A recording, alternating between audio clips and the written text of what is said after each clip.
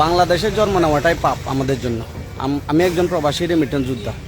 দীর্ঘ 3 মাস 5 বছর পরে দেশে আসছি, 3 মাস দেশে থাকছি, লক্ষ লক্ষ টাকা বাংলাদেশে এখানে আমি খরচ করছি। আজকে যখন আবার প্রবাসে যাইতেছি, হাইওয়েতে পুরা হাইওয়েতে আসলাম চৌধুরী সংসদ সদস্য বাতিল করছে, যার কারণে তার ছেলেরা এখানে পুরা দোনো পাশ ব্লক করে রাখছে। আমি এখানে ব্লকের মধ্যে পড়ে আছি। 6টার ভিতরে আমি পৌঁছতে না পারলে আমার টিকিট ক্যান্সেল।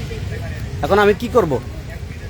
আপনারা সংসদ সদস্য হবেন, আপনারা দেশ চালাবেন, দেশ লুটে পুটে খাবেন, ভোগান্তি আমাদের সাধারণ জনগণের। এটার দায়ভার কে নিবে?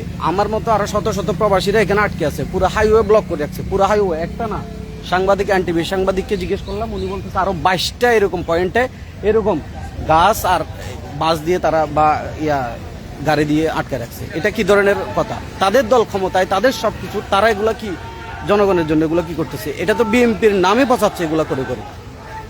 বিএনপিকে মানুষ ভালোবাসে, বিএনপি সরকারকে মানুষ ভালোবাসে, কিন্তু তারা যা করতেছে এটা তো আওয়ামী লীগের সেই পুরনো কালচারের ভিতরে তারা ফিরে আসতেছে।